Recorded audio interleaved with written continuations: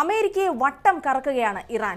കഴിഞ്ഞ 3 ദിവസത്തിനിടെ 2 യുദ്ധവിമാനങ്ങളും 2 black hoc ഹെലികോപ്റ്ററുകളുമാണ് Iran വെടിവെച്ചിട്ടത്.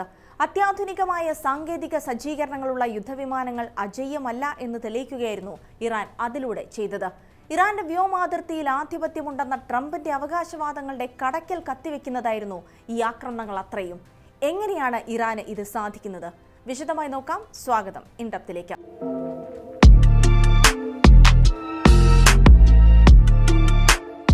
US യുദ്ധവിമാനങ്ങളെ നേരിടാൻ പുതുതായി വികസിപ്പിച്ച വ്യോമ പ്രതിരോധ സംവിധാനം വിന്യസിച്ചതായാണ് ഇറാൻ അവകാശപ്പെടുന്നത്. ABC ന്യൂസിന്റെ റിപ്പോർട്ട് പ്രകാരം പാസീവ് ഇൻഫ്രാറെഡ് ഡിറ്റക്ഷൻ ഉപകരണങ്ങൾ ഉപയോഗിച്ചാണ് ഇറാൻ US വിമാനങ്ങളെ കണ്ടെത്തി ലക്ഷ്യം വെക്കുന്നത്. ഇറാന്റെ മാജിദ് തേർഡ് ഗോർദാദ് വ്യോമ പ്രതിരോധ സംവിധാനങ്ങളാകാം ഇതിന് പിന്നിൽ എന്നാണ് വിദഗ്ധർ അഭിപ്രായപ്പെടുന്നത്.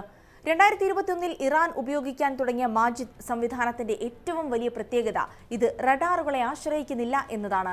പകരം പാസീവ് ഇൻഫ്രാറെഡ് ഡിറ്റക്ഷൻ സാങ്കേതിക വിദ്യയാണ് ഇതിൽ ഉപയോഗിക്കുന്നത്. റഡാർ തരംഗങ്ങൾ പുറപ്പെടുവിക്കാത്തതിനാൽ ശത്രുവിമാനങ്ങളിലെ മുന്നറിയിപ്പ് സംവിധാനങ്ങൾക്ക് മാജിദിന്റെ ആക്രമണങ്ങളെ മുൻകൂട്ടി അറിയാൻ പോലും സാധിക്കില്ല. മാർച്ച് 19 അമേരിക്കയുടെ ഏറ്റവും നൂതനമായ സ്റ്റെൽത്ത് യുദ്ധവിമാനമായ F-35 ആക്രമിച്ചതിനു പിന്നിലും മാജിദ് സിസ്റ്റമാണെന്നാണ് വിശ്വസിക്കപ്പെടുന്നത്. താഴ്ന്നു പറക്കുന്ന വിമാനങ്ങൾ, ഡ്രോണുകൾ എന്നിവയാണ് മാജിദ് പ്രധാനമായും ആക്രമിക്കുന്നത്. ഇനി ഇതെങ്ങനെയാണ് നൂതന അമേരിക്കൻ യുദ്ധവിമാനങ്ങൾക്ക് ഭീഷണിയാകുന്നത് എന്ന് പരിശോധിക്കാം.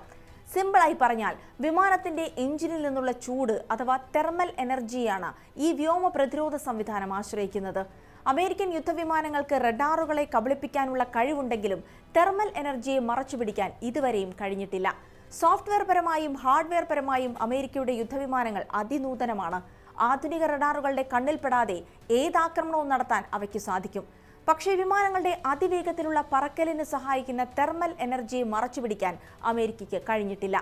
ഈ പഴുതാണ് ഇറാൻ മുതലെടുത്തത്. മാജിദ് സംവിധാനം ട്രാക്ക് ചെയ്യുന്നത് ആ തെർമൽ എനർജിയാണ്. അങ്ങനെ കണ്ടെത്തിക്കഴിഞ്ഞാൽ മിസൈൽ അയച്ച് ശത്രുവിന്റെ വിമാനവും ഡ്രോണുമൊക്കെ അടിച്ചിടും. മാജിദ് സംവിധാനത്തിന്റെ പ്രത്യേകത അതിന്റെ ആക്രമണം യുദ്ധവിമാനങ്ങൾക്ക് മുൻകൂട്ടി അറിയാൻ സാധിക്കില്ല എന്നതാണ്.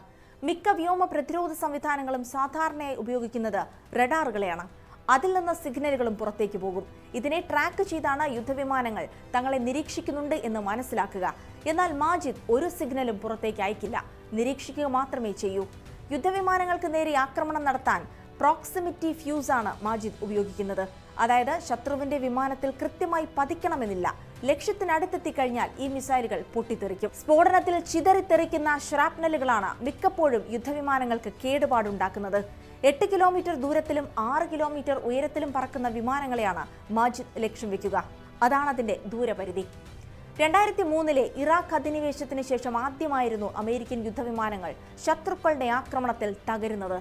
വിപുലമായ റഡാർ സംവിധാനങ്ങളുടെയോ വലിയ വ്യോമസേനയുടെയോ പിൻബലമില്ലാതെയാണ് ഇറാൻ ഈ നേട്ടം കൈവരിച്ചത് എന്നതാണ് കാര്യങ്ങൾ കൂടുതൽ ശ്രദ്ധേയമാക്കുന്നത്.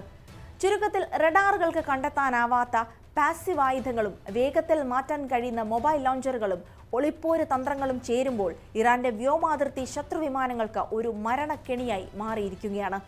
അമേരിക്കയുടെ വ്യോമ മേധാവിത്വത്തിന് പൂർണ്ണമായ ഉറപ്പില്ല എന്നതിന്റെ ഏറ്റവും വ്യക്തമായ തെളിവാണ് ഈ പുതിയ സംഭവവികാസങ്ങൾ.